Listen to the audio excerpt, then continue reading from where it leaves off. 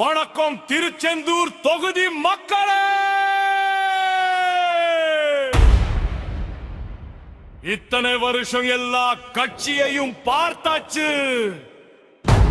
அவங்க கொடுத்த பொய் வாக்குறுதி எல்லாம் என்னாச்சுன்னு கொஞ்சம் யோசிங்க.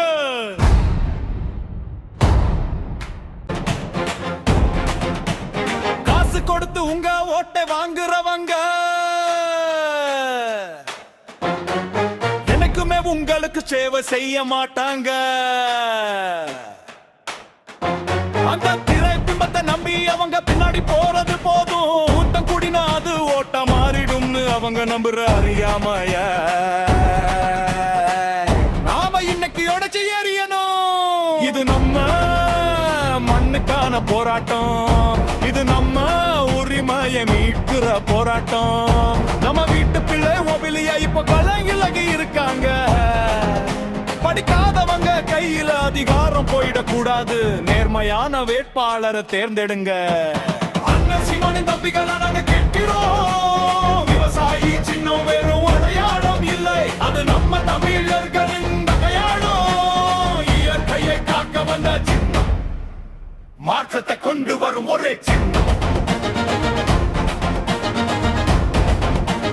மாற்றத்தை கொண்டு வரும் ஒரே சின்னம்.